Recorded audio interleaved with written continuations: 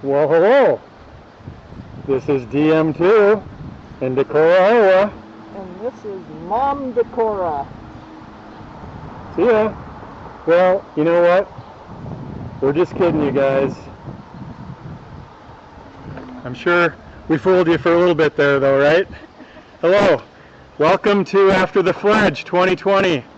I am so happy to be here and introduce to you today Lori Carnes, our special guest, and she's going to talk about Eagles in the classroom. And the special thing about this is Lori, along with a number of other teachers that we have, they have been teaching using the Decorah Eagles in the classroom for around a decade. And they're masters at it. They're really good at it.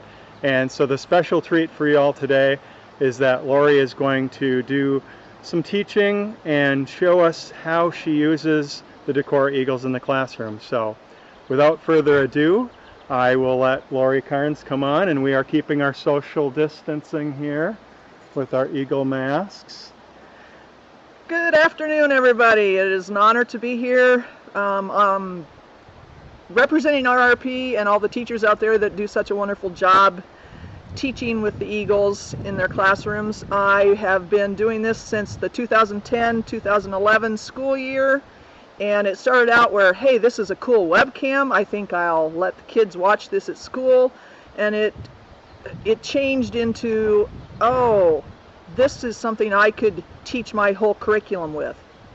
Or not the whole curriculum, but I use the Eagles to teach the curriculum that the school is wanting me to teach. So I want to take you through a slideshow that I created that will show you some of the activities. I'm hoping that it will give other teachers out there ideas of what to do, and if you know teachers, please share it with them. So as we're looking at the first one, it's teaching with Eagles, and we'll go on to the second slide, and this is what I call authentic learning. And it includes so much of what we do in the classroom. These are things I thought of the team building, language arts, and language arts is where I used it the most, math, geography, science, and social studies. So it's inclusive of everything that teachers go through. I have a picture there that we were working on possessive nouns, and that says Bob Anderson's dream was to let children around the world watch bald eagles. So as we go through this teaching, I feel that we're honoring Bob and what his dream was, and I think it's important for us to remember that. As we go on, I want to speak to the team building. This is from Otter Squad that she sent me, and she started the year with this, and she equated her classroom with eagles, and she told the kids how Mom and DM2 have to cooperate to be a successful eagle pair, and then she said that was what they had to have in their classroom also. So when they came in, there were the eagles that were above the nest, and then they came up with classroom rules that they wanted to have, things that were going to make them have a successful classroom year. And if you look at this, the bottom of the nest, and I know it's hard to see, but they brainstormed things that were going to be a successful year, like cooperating, treating others with kindness, keeping the room picked up, just all the things that make a classroom be successful. And it was huge for her in that it built her community as a classroom. I told you that I thought that language arts was the most important place that I used it. I was self-contained second grade. I've got pictures from first and second grade and some other grade levels in here. But this shows you vocabulary development where first graders, we've got an online resource a template where you can make ABC books. And then the interesting fact about this is this was somewhat into the year, and so they were doing the letter N, but they also incorporated from a story that they were working on sound words. And so that child put those into her illustration also. And then in second grade, I had journals, and this is the glossary part of the journal. And so we would identify the part of speech, we would identify nouns, verbs, adjectives. The kids would brainstorm after discussing it what they thought the meaning of the word was. And I told them, we want to use your kid words, we don't want to use my words. It's not me, it's you. So we would come up with a class definition, we would identify it as an adjective, noun, or verb, and then they would copy that from the board into their journals, and then they would sketch a picture. I usually supplied a picture for them to look at. So that's how the vocabulary development was done. And then the interesting thing was, you soon had kids using these words in their writing. So that tied into that. A fun thing that I did was I would take my class, and you can see the young man in the front, he is a second grader, and we would go to the TK room, or the TK would come to our room, and we would teach them. Well, kids wanted to teach them verbs, because verbs is something you can do. And so here is our kids teaching the words soar and mantle. And that is important, where you give the ownership of the learning into the teaching and they share it with somebody else. In this next slide, it shows essential questions, and each story in our language arts series has an essential question that you're supposed to answer as you go through that story that week. And so this week it was, how do animals' bodies help them? And instead of doing maybe the example that the book had of what animal to use, they did that one, but they also did eagles. And so they named the body parts, and they would look at pictures, and they would think about how their body parts enable them to be healthy, successful eagles. So that's relating it to, again, to your language arts curriculum. And it's also vocabulary development, because you've got all the parts of the eagle, and what they know what those parts are. And then as we go on, at the end of the week, later on in the week, then the kids would take what they learned from that chart and they would write. So you've got the writing aspect that followed up the essential question, which would use the vocabulary words also. So that's how it all ties together. And another skill that language arts teach is compare and contrast, and the options for compare and contrast are just absolutely huge. I did these two. We had a story on the emperor penguin, and it was mid-February, and so my kids had a lot of knowledge about eagles, because we start in August when we started learning about eagles. So then we compared a bald eagle to an emperor penguin, and this is what's called a Venn diagram, how they're different, and then in the center is how the things that are the same about them. So, and then to carry it on, we did it with the emperor penguin chick, and then the kids, after discussion and listing and that kind of thing, they were then able to create their own Venn diagram. And they also had to get the things about the eagles, they had to use their information that was in their journals that we keep all year long, and the story that was in their language arts books. So I didn't provide those examples, they had to look them up. So there's an example of a second grader actually using resources to do research. I said that I always had the kids keep journals, and the journals were divided into three parts. We had the glossary section, and there's an example of mantle, and again, we identified it as a verb, and the kids came up with their kid definition, and we all did the same definition, put it on the board, and they copied it from the board into their journals, and then I had a mantle picture, or probably even watched a video of it, and so then they would sketch their picture. And you find that when they put it down on paper is when it sinks into their head better. So, and then we had tandem feeding, which the kids loved to watch, and so we would watch that video. Well, then there's the problem of, well, we've got two words, so we have to realized that tandem is the adjective that's defining or describing the noun, the feeding. So that's how they have to come up with that. And moving on, then we have, I had the glossary section, and then we have a writing section, and I would do anything from, I start the year with asking the kids, what do you know about bald eagles? And some of the kids say, well, what if I don't know anything? I said, then write in your journal, I don't know anything about bald eagles, because it's true.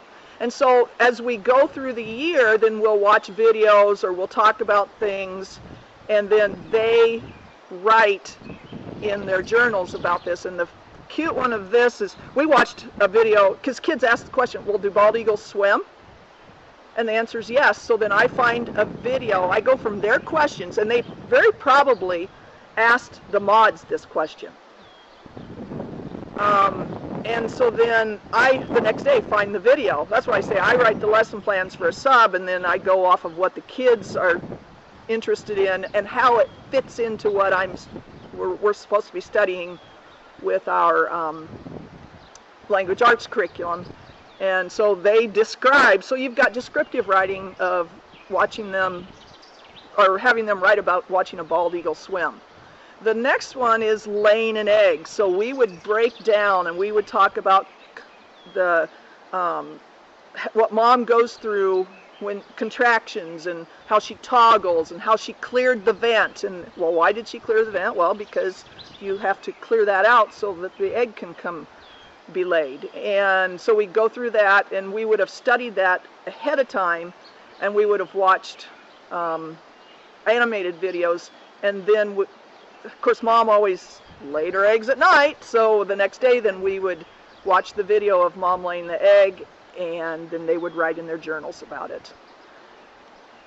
Opinion writing is it's difficult for kids, and difficult for them to distinguish between fact and what your opinion is. Well, once I started using the Eagle stuff, it was easy, because like for the one, we had watched the video of the stick tango.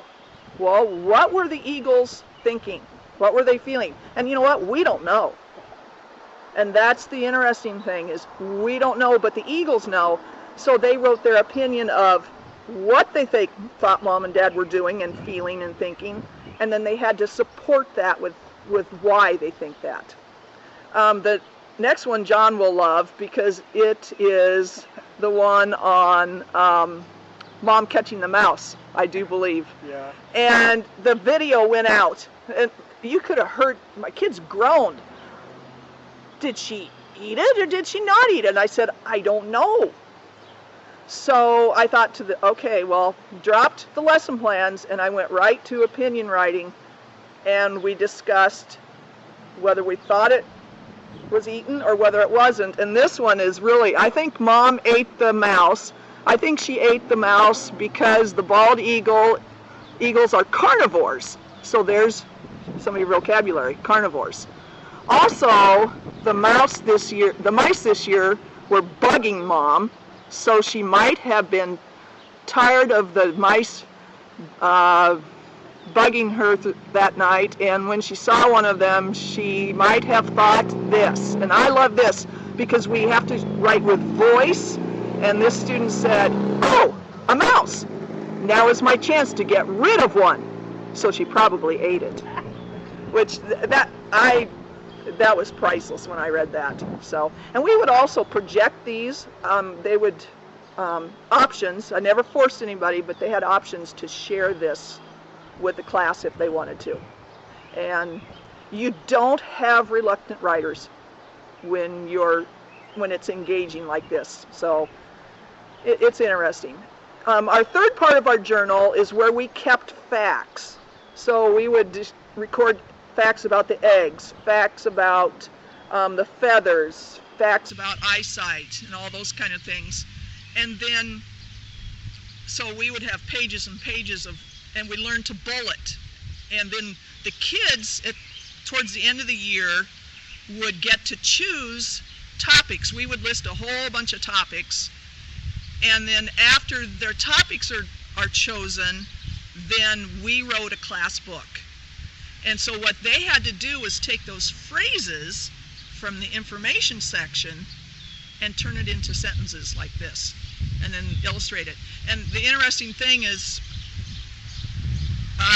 when we were deciding who would write what thing, one of the kids would say, so here's your team building. One of the kids would say, well, I think so-and-so should write this because they drew a really cool picture in their journal about this. Or I had one that really understood unihemispheric sleep, slow wave unihemispheric sleep. And so, well, she ought to do this because she really understands it and she could write about it. So there's the power and the kid ownership in this. So then you talk about math, and I didn't use it as much in math as I did the language arts, but I still use it quite a bit. And one of the things we did was we learned how to weigh and measure things.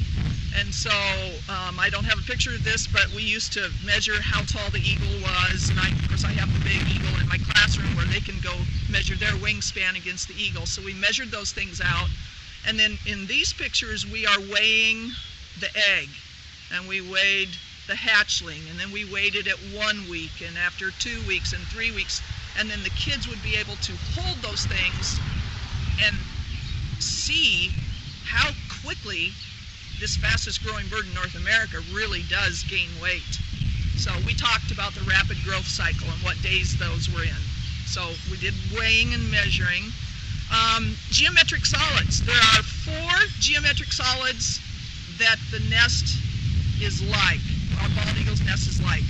And so I would project pictures and show them, like the cylinder. I have geometric solids in my classroom, so they would see the cylinder shaped nest, and then I'd find pictures of, we'll let that vehicle go. There we go. We would find pictures of I found pictures of a nest to project, and bowl-shaped, and we talked about how the disc shape is actually just a short cylinder, and the cone-shaped, so it's like an ice cream cone. So that's how, so when we were studying geometric solids, we studied the shapes that the nests come in. And then timelines, getting kids to understand the passage of time is very difficult. So what I did every year was, when the cams get turned on in October, I start taking screenshots. And so like every month I would maybe choose 2 different dates about 2 weeks apart and take screenshots and print those and put them up there, and the kids will go up and refer to them and look at it, and we would see how the nest would progress in being built. We would see when there's not a lot of activity and the nest hasn't changed much, and then we see where it's ramped up, and then the pictures of the eaglets as they change from week to week to week. And then what I did was took cash register tape and gave each child a piece of it, and they got to choose whatever points they wanted from the timeline. But then they learned passage of time. So that is a very valuable tool. And that is also a text feature. Timelines are text features in language arts. So math and language arts were both in that. And then here we have nest measurement, and I would give the kids a string. I broke them into small groups of about 4 or 5 and give them string and a yardstick, and I'd say measure out a 6-foot nest or a 4-foot, whatever. We usually did 6 foot. And it was interesting because then I sat back and I let them figure it out. And so there's your community of having to communicate, having to disagree without having problems, or agree or see somebody else's idea. Oh, that's a really good idea. And so they would come up with it, and then afterwards I would have all the groups, well, how'd you figure it out? So they would share with the other groups, and as they shared with the other groups, they realized, well, they did it different than we did, but you all arrived at the answer. And so then they soon learned that there's more than one way to figure things out. Then I said, well, good news, kids, nests aren't circles. And then I would give them the dimensions of the Decora nest, and like the one year it was 6 feet 8 inches by 4 feet 9 inches. And I'd say, and the circumference was, I think, 18 feet. And again, then in a large group, they had to figure out, how do you lay that nest out? And there was a lot of experimenting and trying, and oh, that one doesn't work, and different things. And then they figured out, one of the girls was just staring, and she looked up the clock. She goes, we have to find the center. And so then they went 4 feet 9. No, I said it's only 4 feet 9 all the way across. Well, the 6 feet 8 inches was easy. It's halves, 3 feet 4 inches. But the 4 feet 9 inches, the 4 was easy, 9 inches, and they thought, and then one of them said, well, 4 plus 4 is 8, and then you divide that last inch in half. So there's your problem solving that the kids have to do. And the cool thing is that everybody learns from each other. So I should go back one. The one picture at the bottom left is my class, and then Georgia Deb is her class. The 5th graders are measuring the nest out there in the other picture. And then here is another time of my class. And then this fall I went and taught in Otter Squad's class for 2 days. She and I team taught things, and so we measured out a nest with her 1st graders. Now it was interesting and a little bit harder. They needed a little more prompting, but they finally figured it out. So we laid the nest out there and decided that we all fit inside of it. So pretty fun. Another thing that we do with math is prediction, and so I would project a calendar that had the laying of the first egg for every year, and we would get we would talk about how, well, the 1st of February is not a good prediction because there's no eggs laid during that time. And so we would they would figure out when the span was, and then this is Otter Squad's classroom where they wrote their predictions on that, and then they put it on the chart. And then it was just fun to see who was right. So I did that. A lot of teachers are doing that one. Another thing that I did was in geography, we would follow Brett Mandernach's tracking posts when we would get information from that and see where the eagles were. And we have a map of Iowa. This happens to be D27. So down in the corner, or towards the bottom, is where I teach at or taught at. And so then we would do pinpoints of where D27 was. Well, the really fun thing this year was D27 happened to spend quite significant amount of time within 15 to 20 miles of where we live. And I was actually there the day D27 was, but could not locate it because there were over 500 eagles that day. And I looked and looked and looked for antennas, and it was way across the Mississippi at the Lock and Dam 18, but that brought it to life. And we also use this for math, and the kids wanted to go on a field trip. So we would have to figure, we drove 60 miles an hour because 60 is a number you can half, and figured out the miles, and they decided that we would get up there in time to wave at the eagles and go back home. So field trips weren't possible. This is Georgia Deb's, and she had her kids in groups, and they worked in groups and they did research, and then their research is posted on the bulletin board there. So a little higher level, and the kids were using more of a science deal here. And then social studies, of course, in our book we always talked about our national emblem and read some of the history and got the true story of the turkey and everything, and then included that. The kids always wanted to include that in their book. Nest building is an activity that the kids really loved. Our NGSS science standards,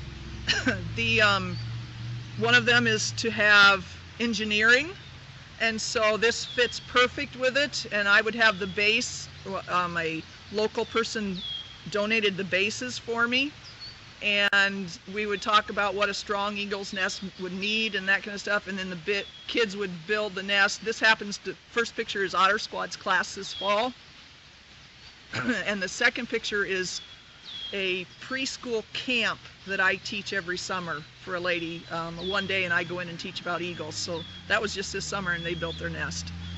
So we have another one, and notice the corn cob in the nest. So the kids like to have the corn cobs and the grass and all that kind of stuff, and we of course put bald eagles in the nest. And then when we would have an eaglet hatch, I would put a fish in the nest, so they'd come in and look for the fish. So that was fun. Classroom visits is something that I'm doing quite a bit of.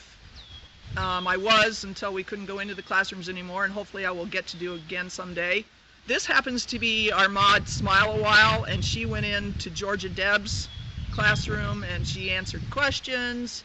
Farm in Iowa, one of our mods, she donated eagles for all the kids, stuffed eagles for all the kids to have, and that was very special. And then Smile is very artistic, and so she actually designed eagle wings that the kids could put on, and that was a big hit.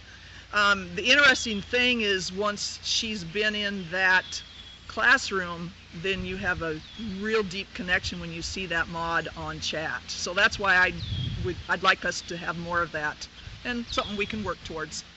Mod Izzy came to my classroom several years ago, and several different times, different years, and one day we were dissecting owl pellets, and then the kids had created posters, and so reading the posters to her.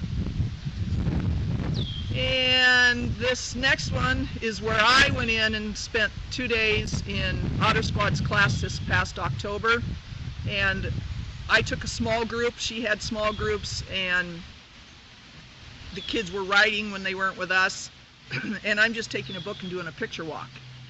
Didn't read the book to them. What do you notice? So that's, and we talked about the nest shapes, and we measured out a nest, and then she's asking them questions.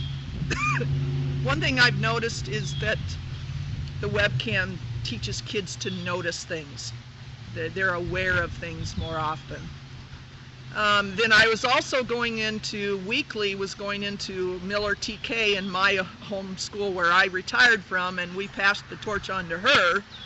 And so I was going in weekly, spending an hour. Sometimes I just couldn't pull myself away, and we'd get going, and all of a sudden 2 hours had gone by. And this is with TK kids, little 4-year-olds, but they're so interested. So it shows them we were predicting there, and we were measuring stuff. And then education chat. Last fall, when the cameras came on, I weekly would go into a personal chat with Otter Squats class. And so quite often we would have a topic and talk about that. And we would have questions ready, and then we would, one thing that I like to do is, thank you, John, the kids would ask me a question, or I would ask them a question, and they would say what they think, and then I would then ask them a question to follow up. I think it's real powerful when you're trying to give questions and answers that you ask them a question to get them to think deeper. So I try to do that a lot. So I want to make teachers aware of the fact that we have a committee, an education committee, and right now we're meeting remotely, and we've got 4 teachers writing lesson plans. They can be found on this page, raptorresource.education. And there's some really fantastic stuff on there. I would highly suggest anybody check it out to see what you can do with this. It reaches all ages, from the little kids to the high school could use a lot of this stuff also. So this is where the links are. And then this is a screenshot I took of just how some of the lesson plans are there, and you can do searches by the art or elementary or language arts, or you can refine your search and search for keywords and those kind of things. So this to me is going to be very valuable, and we're continuing to work and put lesson plans on there, so it'll be ever changing. There's an example of the lesson format that we use. That's a lesson format. There's places, links to click on. It's there for you. So we don't want teachers to have to work. We want to have it available for them. And I think this is going to be very valuable when you're talking about remote learning, because it kept Otter Squad's class going this spring. I would make videos, I would send slideshows and those kind of things, and her kids were still able to be engaged in their learning. So very important. And this is an interactive math lesson for 5th grade. And you know, you might not teach 5th grade, or this might not be what you're covering, but it can give you ideas of, oh, well, I could do this at a different grade level. I could adapt it and do those kind of things. So there's another example of what we do. I've got some slideshows that I prepared, and I went back and made them user-friendly for parents, because parents had a big job this spring. So possessive nouns, prepositional phrases, and I would put screenshots in, and then I blank slides so that then they can create their own also. So we've got the feathers on an eagle's head are white, and then sometimes they learn that the apostrophe is after the S, and the word ends with an S, and those kind of things. So all those things are covered in there. And then in the prepositions, I underlined the preposition and then highlighted the whole prepositional phrase.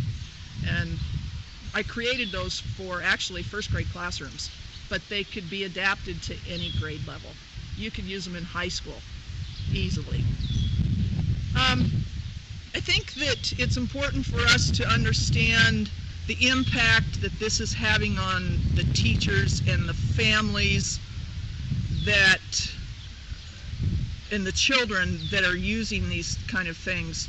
This is from Chris McIntyre. This is Otter Squad. And she said, learning with the Decorah Eagles positively impacts my 1st grade students every day. There is a sense of wonder and engagement that naturally arises as children observe the eagles and their nest area up close through RRP's amazing cameras. The lens of eagle learning motivates children to ask questions, learn new words, and share ideas. I am grateful for RRP's commitment to providing resources for teachers, students, and families. This spring, when school transitioned to distance learning, RRP opened up classroom chat for families.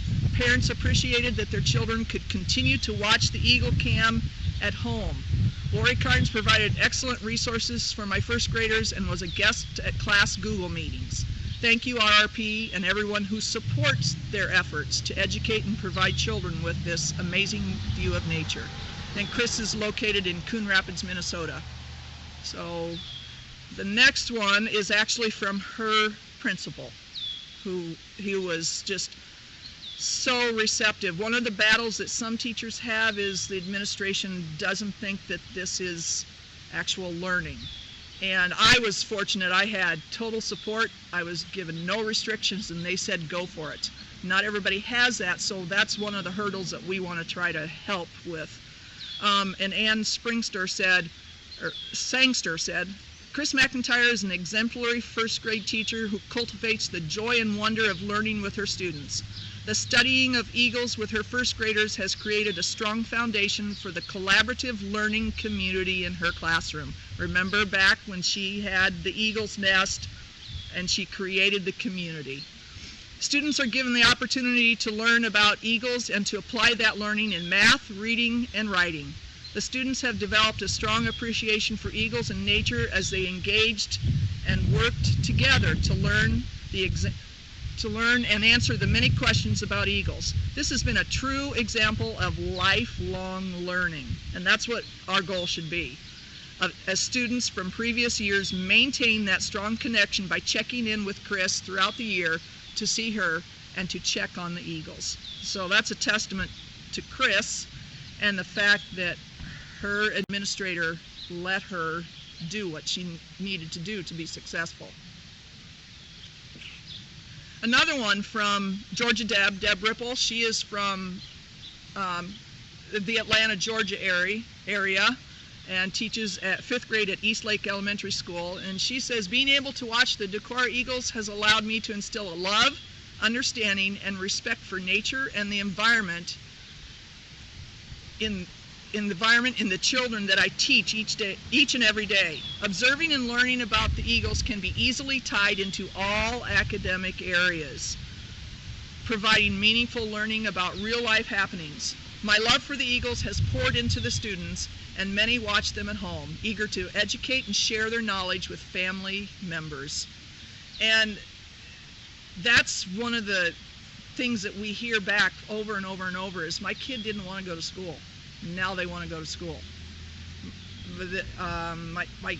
My child can't wait to get to school the next day. And Deb's passion shows. And that's what you find is teachers that use this really become passionate about it. And then this is from Linda Coletti, who is in the suburbs of Chicago, Illinois. And she says, I've been watching the Decorah Eagles since 2011, and every year I've included them in my classroom. I teach kindergarten, and over the years I've brought the Eagles into all areas of the curriculum. We wrote and read sentences about Eagles. When we went to distance learning this spring, I had the children watch the Eagles every day and then write a sentence or two about their observations along with a picture in their journals. In math, we made up addition and subtraction story sentences about the Eagles. We also compared and contrasted eagle life habitats with our own way of living. If something the Eagles did was different from our way we did things, we would always say, that is the Eagle way. And I've heard her say that and seen that also. Having the education chat has been the best thing. The children learned so much asking questions, and it also helped with their reading and spelling skills to see their questions and answers come up in the chat. We had the privilege of being guest moderators in the main chat the last few years. There is always a sense of pride and accomplishment in the children when they answered the questions from the chatters. They never realized how much they knew and remembered. As far as the impact the Eagles have made with the children, it's hard to tell because they are so young. Hopefully it has sparked an interest in them to be more aware of nature around them and how they can take care of this wonderful earth. Maybe we'll see some future animal researchers. So that gives you just a short idea of, there's so much to it, and it's the fun way of learning. So thank you for listening, and I'll turn this back over to John. Wasn't that awesome? So what a great way to learn here. Trout Run Creek right behind us. You can kind of hear nature around us. So hope you enjoyed that. Just we are so lucky to have the teachers that have really kind of grown this education program over the years and put it together. And it's neat for Amy and I and the board to be able to just kind of help move it along a little bit and let them show their talents and skills and show that to all of you. So I guess that's the great thing here is we can watch this, we can see Lori's example here, many other teachers out there, and we want to connect you all, teachers and families. Let your teachers know that this is a great way to teach, and if you want to use it, we are there to help. So anyway, thanks for joining in. We will end this segment now, and we'll see you in a little while.